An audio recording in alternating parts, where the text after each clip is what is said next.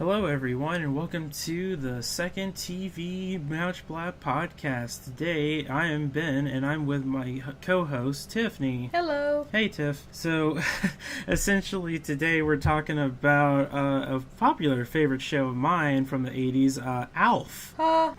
Jesus Christ, we're already starting with that, aren't we? Okay, what essentially ALF is this show about this alien that crashes down into this family's house, and they basically take him on as a new member of the family, and then they get into wacky shenanigans. And that's basically the show in a nutshell. Yeah, it basically is one of those type of TV shows from this time period that kind of has the hot button press on a lot of stuff going on at the time period, basically 80s pop culture, lampshading it while also kind of making this, family sitcom about the newest edition of the family.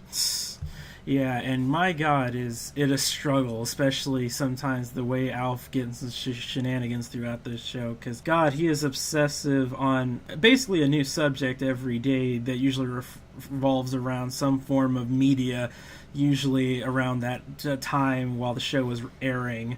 And basically, it always comes down to one of the family members having to knock him out of it, essentially just to get him back to normal, quote unquote. Yeah, like this show kind of takes the perspective of you'd assume that somebody who is an alien, essentially, in this case Alf being alien life form, it would be somebody with, a high standard of perspective and super intelligent. But in this version, he's basically just a slab on the couch. He basically spends all day eating chips and watching television and eating all the food in their house and chasing after the family cat. Oh yeah, because he likes to eat cats, but he can't because that's not good. With each passing episode, they kind of take into this different perspective, whether it's something like cosmetology down to something like rock and roll, basically. Gordon Shumway, or Alf, basically puts his own little perspective on it and his own spin and drives other people crazy in the process. For his size, speaking of the cat thing back a few seconds ago when we were talking about it, I just come to the realization, for as small as Alf is in the show, if you think about it, him eating a whole cat, how does that work for his size comparison to an average cat? He packs it away. He does eat. They do mention that he eats a lot more than his own body weight a couple of times. It would be funny if his mouth just stretches like a snake and it just becomes very disturbing. He unhinges his jaw and swallows it whole. Meow. Yeah. Well, with that disturbing image out of the way, let's actually just talk about some of our favorite moments from the show, because there's plenty of them to count, because, God, this show has some great moments in it. Sure, Ben. Why don't you start us off? Well, the one that always comes to mind is there's this one episode where they basically have him make a deal that he can act civilized for 1 week or whatever, and he does. The problem is he becomes this butler stereotype that's overly dramatic, a Jeeves, if you will, who basically just cleans everything to the point of ridiculousness, and he cooks all this fancy food, and to the point where they get annoyed of having to eat all the fancy food every day. So they go out for pizza, but Willie still wanted some roasted duck or whatever that he was going to cook for that night, so he basically has Alf cook it while they're gone, and what happens is Alf doesn't realize that he was cooking it in a gas oven, and he thinks he just forgot to light the oven, which is why it wasn't cooking. So he lights a match and he blows up the whole kitchen, launching him out into the living room. That's always. Guess we'll have takeout then. Oh yeah. Yeah, that's a funny memory that I always remember from this show. It's a really nice episode when you consider the fact that at this point in the series, when it's been happening, he's done so much to annoy the family that they're threatening to throw him out. So basically when he gets to that point, he's like, oh, well, I messed up big time. And it kind of has a moment where even though he drives everyone crazy, they can tell at this point that he was really trying to convince them that he was capable of being with them. Yeah. So it's a nice little moment if you've been following along to kind of see that Alf really does try to be a better person, but is not very successful at doing so. Oh yeah, but there's plenty more examples of that. What's a particular memory that you have from? There's a really nice episode that I saw where Alf befriends a blind woman in one of the. Oh yeah. I think the first season or so. Yeah, I remember that one. if I'm correct. It's a really nice episode where basically this woman's blind and doesn't really have any friends in the city. So Alf tries to befriend her, and thankfully he's allowed to do so because, since she's blind, she can't see the fact that he's actually an alien. And they both kind of come to the realization and discuss how they're both outcasts and they don't really fit into their society. And Alf basically says, he's like, I don't want to stop being your friend, but it's going to be very difficult for me to see you. But they develop this really nice bond over the course of the episode, despite the family, having their concerns that if he goes out to try to see her, there's going to be a point in which she realizes that, Alf is really just an alien. But, it's one of those messages of, friendship and bonds transcend all, backgrounds or different, people. It's basically just being a good person. Yeah, it's a very sweet episode. And then she's never heard from again. Which is really unfortunate. I mean, that's just TV in a nutshell. I always love those episodes in general from TV shows where it's like, we're going to be friends forever. New best buddy never hears from that character ever again or is ever mentioned ever. I wish that she had showed up in more episodes. I thought the concept was really interesting. Yeah, it would be interesting. I would have liked to actually seen where that would have gone if eventually she does find out he's an alien. How that changes. How that develops into something, basically, and whether or not she would still want to continue being his friend, or kind of her perspective on the situation would allow them to continue being close friends. Yeah. So my next memory from this one was probably there was an episode where the daughter, Lynn, she wants to have a car, and basically Alf gets money, I forget through how, but he basically gets this large sum of money and buys this very 80s-esque red car convertible with a phone in it, and basically he takes it out for a drive on the highway, speeding very fast through it, and it's just a really funny episode. Another episode I'm quite fond of is one where basically they ask Alf to find some sort of work or way to contribute to the household, even though basically Alf is in the position where he can't really go anywhere. They're just kind of asking him in general, try to contribute something inside from the confines of the house, and Alf takes that as basically go get a job. So he basically gets this job selling cosmetics, and basically being one of those people that invites people over to the house and does sales on the cosmetics, despite the fact that he's an alien and doesn't really know what he's doing, so the family has to cover up for him. He manages, don't get me wrong, to sell all the cosmetics and, all the stuff that he basically bought. But, the Tanners basically get fed up with this nonsense by about the end of the episode. And it's one of those, more classic episodes where it's just kind of him up to his usual shenanigans. But the way that they do the pacing and everything for it is a lot of fun. And it's one of our first tastes of episodes just to see, little by little, how far Alf is willing to go to basically pull off a lot of the things he wants to get done for the Tanners.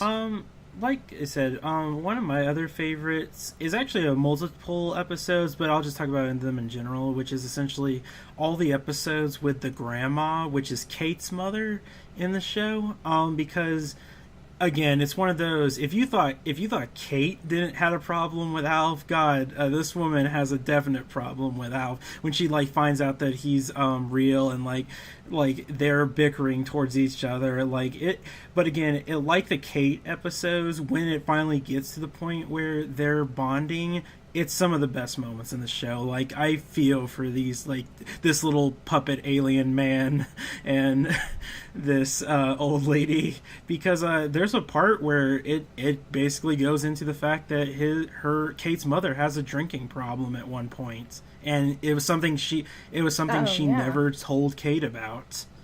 And Alf basically says, "Hey, man, love your daughter. It's stop it. If you're not for yourself, do it for her," and stuff like that. So yeah, it surprisingly covers a number of much more deeper and dark episodes as the series goes on, because it feels the need to kind of discuss a wide variety of different subjects. It didn't want to just simply be, let's make fun of pop culture, the TV show. I wanted to have, as part of more of its family aspect to it, it wanted to address more, demanding subjects. and kind of glance over basically how would somebody like Alf, even though he's a funny character, try to address somebody that has, for example, a drinking problem. And they do it in a way that's both entertaining but also very respectful. I mean, the show even goes into it at some points where it's like he's funny and he laughs, but there are moments where he's legit sad. The fact that he realizes, oh wait, my planet blew up. Like, most of my friends are dead or gone. And even when there's like a chance to even see them, some of his old alien friends again, he actually declines because he's made more of a friends with the Tanners. And it hits you, man. For like an 80s sitcom, it hits you hard sometimes in the show. Yeah, I will say the best instance of when they do that is actually in the first episode. Basically the whole scene where he's trying to get in contact with anybody from his planet and just say like, hey, if there's anybody out there, please contact me. Like, I am alone, but at least I found a good family to stay with, and they're taking good care of me, and if you come here, I would love for you to visit them. And it's a very emotional moment that kind of helps you realize that Alf is essentially a pretty layered character. He's silly and he's wacky and he's fun, but don't ever underestimate him for a minute that he's somebody that doesn't have a heart. Yeah, but that is true about that specific scene from the first episode, but then it's followed up with one of the best like punchlines ever, which is, and then we'll eat their cat. So kind of bringing you back into reality for a minute. But I definitely think that, if I can go into the subject for a minute, the puppetry on Alf itself is really impressive. I tried to do some research, and I don't necessarily think it was developed by Jim Henson itself, but you could definitely believe for a minute that it was, because the detailing of the puppetry on it and the way that they got him to move is really impressive. The show itself is like one of the most expensive shows from that time period to have been made, because like that like set they're on in the house most of the time, there are so many like trap doors and like different like pieces of machinery that just like have to switch out stuff so like you don't even see Alf, or that like it looks realistic that he popped in from one place to another and stuff like that. Like, it's just ridiculous, like the amount of effort that went into the show for a lot of it that most people don't even see on screen. Yeah, and like reading up about this series, it was such a labor-intensive process to make, and it was a very frustrating TV show to work on, mainly because of the level of demand it required on a TV schedule, which usually goes by really fast, to get these puppets working and to get, every piece and trapdoor set up so that way the puppeters could do their work and get, Alf to come to life. And I know that reading up about it, even though it was a really difficult process for them to work on, I think that the results itself definitely show.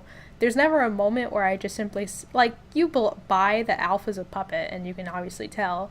Well, he's a guy in a suit most of the time. Yeah, half of it is basically either the puppet or the suit. But there's never a moment in which I believe that Alf isn't real, if that makes any sense, because you don't see the strings attached. You don't see, like, essentially, in a matter of speaking, like, you don't, like, they even make a joke at one point. There's a part where there's supposed to be like a Halloween costume party at the Tanner's house, and then Alf shows up to the party as himself, and all he did was he ripped a zipper off of a coat and just like glued it to his tummy. So it's like even making the joke that he's a costume. Yeah, and like it works both in and out of universe. So I definitely think that for as difficult as it was to make a TV show like this, the results do show it. It took a lot of people to enjoy it. But let's actually get into the ending of this show. The ending of the show is really interesting. Yeah, spoiler alert for a very old show from the 80s. Because this is an interesting thing. This is one of those shows, like a lot of shows and similars, that have one of those very ironically dark endings to it. Kind of like in the same way like the show Dinosaurs had, that like people talk about it because most people probably didn't even see the ending at that point because of ratings or something. But at the end of Alf, like, yeah, he gets trapped by the government, and they take him away. Yeah, and like he kind of just has to say goodbye to the family, which is a really sad moment. I'm surprised not as many people saw it as they should. But fret not, we have the movie. Well, that's the thing. That's the thing, though. It's like he basically, the whole episode sets up, it's like, oh no, there's another Melmacian spaceship flying by and they can pick him up. It's another one of that plot line again of the readings from another Melmacian ship. The show actually did multiple times, but it's like, oh, this one is, I can probably go see them, it's my chance. And for some reason now it's okay to leave the Tanners, I guess. But he basically goes out there and you see like this light coming from the sky and you think, oh my god, it's actually going to take him away and stuff. But then it's like all these trucks start driving out in the dark from the woods, and then the light just flies away because it thinks it's in danger. And then all of a sudden Alf and the Tanners are surrounded by these military like force, and then that's the end of the episode. Oh jeez. Yeah, that's actually depressing. Oh yeah, it's one of those like things. It's just like, I guess at that point, because the show knew that it's basically going out, it wanted to leave something that was like unique to its, to make it like stand out, I guess. Because again, there's plenty of shows that just end with like a random episode and that's it. It's just another generic episode from the show because it probably didn't think it was getting canceled early or something. But the ones that always like know when they're about to end, they always pull some weird thing at the end of each one of these shows. I swear. Yeah, but fret not, once again. The movie kind of follows up and gives a really nice closure to that whole series. We're actually going to talk about that movie in a separate video at some point, because I actually want to talk about during that in like one of the general podcast episodes. I don't know when, but I want to talk about that in detail, that movie, because my god, is that movie something to talk about. It's a TV movie that explained what happened to Alf afterwards, and my god, if you want to talk about something that like is a product, it's like almost like a time capsule of its time, like it is very interesting to watch that movie. We'll save it for a general podcast at some point down the line, but again, be on the lookout for that eventually, because god, that movie is weird. It's a doozy, but it's a fun one. Yeah, I think that about covers it for Alf. I mean, we could go on and on about like all the funny moments from the show, but there's so many to count. I mean, we didn't even talk about the neighbors in the show, the Achmonics. Like, they're also interesting characters, but again, this show is, god, it's surprisingly well how funny it is till this day. Like, again, you talk about like a lot of those shows that go on like, oh, this is a classic, and you watch it and it's like, a lot of these jokes are kind of dated and a lot of them don't really click as well, but this show is still relatively laugh. I mean, I showed it to you actually a few years ago. Oh yeah, I remember. And you got a kick out of it, and even though half of the jokes kind of flew by your head with some of the references, but yeah, I was both a mixture of amused and also sometimes annoyed when Alf would pull a lot of his stunts. Oh yeah, like, again, you feel for these characters so much. But yeah, I think that about covers it for Alf. Is there anywhere in which the audience can go and check this out for themselves? Oh yeah, I'm not entirely sure if this is out on Blu-ray yet. I would check. If it's on Blu-ray already as a complete set, I would go ahead and get it. I know for a fact that the DVD box sets are out, and I know they actually recently made a whole version of the DVD box set that you can get all 4 seasons at once without having to buy 4 separate like boxes. Yeah, and that should be on like Amazon or something, or even at your local like Barnes and Noble. Yeah, you can probably even go to like somewhere like Walmart or Target and find it. I've seen it sell there, and for actually a pretty decent price, because again, if it's on DVD, it's not going to be as cost effective as a Blu-ray nowadays. Yeah, and I believe at one point, I'm not too sure if it's still there, it was on Hulu for quite a bit. Yeah, it was on Hulu. I don't know if it still is, but at the time of this recording, but if not, check it out anyways. It's a very funny show. A lot of people get a kick out of it. It's something for everybody, which is like amazing for a show like this. Like, there's stuff for kids, there's stuff for adults, everybody, whatever age you are, you'll have a blast watching this, because even as a little kid I found it funny, but even as an adult I found even more stuff to laugh at about it. Yeah, like, it's definitely one of those like nice like afternoon watches. It's 4 seasons, so you could probably get through the whole thing in like a weekend if you try really hard. But it's definitely there's 4 seasons, but let's make that to like a week or so. But yeah. Basically, you can sit through the whole thing and get quite a kick out of it. It's fun in that most wholesome of ways. So I guess there's only one way to end this. But before we do that, I need to talk to you guys about Patreon. We have a Patreon link, and if you want to hear more exclusive podcast stuff from us, with $5 a month, you can get a hold of some additional podcasts besides our weekly ones that we do every other week. And it really helps us and supports us and helps keeps the light on over here and allows us to keep making these. And it's really helpful, and we'd much appreciate it. On top of our Patreon, be sure to check us out at iTunes as well as SoundCloud and right here on our YouTube channel, and all the links will be in the description below. So, well, with that, I just have... Alrighty then, have a good night, everybody. See you guys.